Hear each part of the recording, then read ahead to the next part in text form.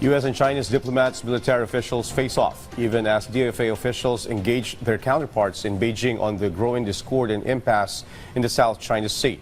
VOA's Elizabeth Cherneff narrates this report gathered by State Department Bureau Chief Nike Ching on shaky relations growing between Washington, D.C. and Beijing over Chinese misconduct in the Indo-Chinese region. In Taiwan, live-fire missile drills like this one are one way the island counters Chinese forces' frequent incursions into its airspace and waters. And to keep tensions in check, be they between Beijing and Taiwan or Beijing and Manila in the South China Sea, the U.S. and China are talking more. Both hotspots are clearly a concern, something U.S. Secretary of State Antony Blinken underscored this week during the U.S.-UK strategic dialogue. We also discussed joint efforts to ensure peace and stability across the Taiwan Strait and freedom of navigation and overflight in the South China Sea. For both of us, maintaining peace and stability, preserving the status quo, is essential, and it's essential not just to us, it's again essential to countries all around the world.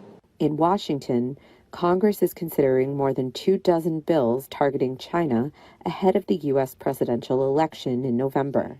One recently passed by the House seeks to deter a potential Chinese invasion or blockade of Taiwan by imposing economic consequences on China's top leadership. Our problem lies with the Chinese government, not the people of China.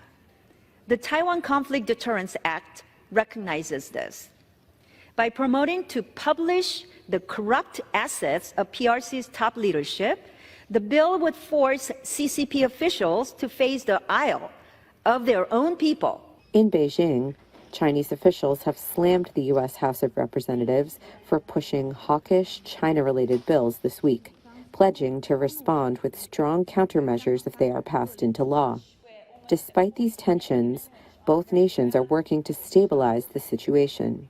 Analysts say maintaining open channels of military communication is crucial to avoid misjudgments. To have these conversations takes the guesswork out of analysis of why the Chinese are doing what they're doing and what we can expect or anticipate in terms of future behavior. And that shrinks space for miscalculation or misunderstanding about the intentions of each side's actions. In his visit to China late last month, White House National Security Advisor Jake Sullivan confirmed that U.S. President Joe Biden will speak with Chinese leader Xi Jinping in the coming weeks. For Nike Ching in Washington, Elizabeth Cherneff, VOA News.